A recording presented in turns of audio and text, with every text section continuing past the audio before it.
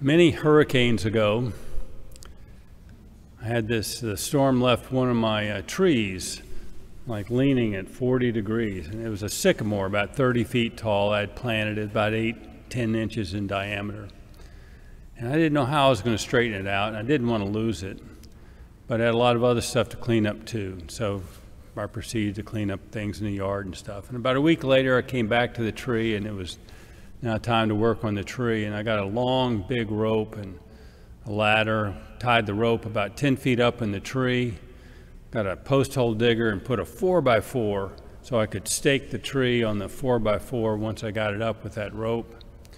And then I tied a loop in the other end of the rope, and I started to back up. And just before I got the rope taut, there was a toot on a truck horn behind me, and I looked around, and there was one of these big lineman's trucks. You know, linemen come from other states to help us when we have storms, put the power back in shape. He says, "Can I help you?" And then I thought about what I was doing, how I must look to him, how ridiculous I must look there, because there's no way I was going to move that tree. And I said, sure, come on. It was like a godsend. You know, God knew I was not going to be able to do it by myself. So this guy, just when I needed it, he was there.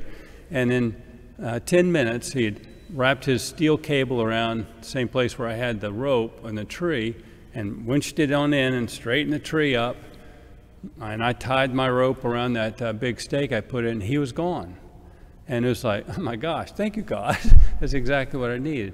And it showed me that, you know, we are very limited in what we can do, but with God's help, that kind of a magical moment or a miraculous little moment, we can do a heck of a lot more. And that's sort of the message from today's reading. With God's help, we can do so much more than we can by ourselves. And it's the first reading and the gospel have that message in it. And the first reading with St. Paul's letter to the Corinthians, they're bickering among each other, and they're causing this divisions. And the bickering is over who they're following. And one group says, "I follow St. Paul, and we follow him. He's our fearless religious leader."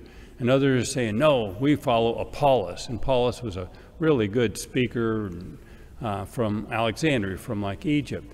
And then others say, no, we follow St. Peter. And St. Paul says, you know, guys, you got it all wrong. This is just selfish bickering, and you're causing all these divisions. That's not what's meant. All these preachers and teachers that are coming to you are sent by God. It'd be like us saying, I follow Father James, and others say, no, I follow Father Braxton, or I follow Father Mike, or Father Jacob Matthews, or whoever like that. And St. Paul says, no, that's not the way we're supposed to do it. They're all working for God, and it's God that makes this evangelization work. It's God's power that's making it happen. And so he says, you need to listen to all the good teachers that God sends you, and all the good lessons that they give you, and accept all of that, because it's God's work that's being done. It's not their individual work that's being done. And so it's kind of the same message that's in today's gospel with the big catch of fish. Jesus wants to show the apostles that their apostolic work, it's not their work, it's God's work. And so when Peter is hauling in this giant catch of fish with his brother Andrew, and they holler for James and John, their partners in the fishing that they're doing to help them pull it in, they realize that it's the hand of God. They've never caught that many fish, and they know that it's God. And Jesus is showing them that just as this, they're fishing, it was God that made those nets full. Their evangelization will be made incredibly fruitful because it's not their work, it's God's work. And so they can do so much more with God's help. And so today,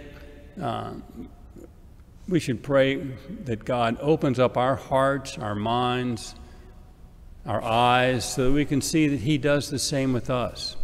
That when we do good works, God works through us. And it's God's work that's being done. And He makes it so much more fruitful than we could ever do it by ourselves.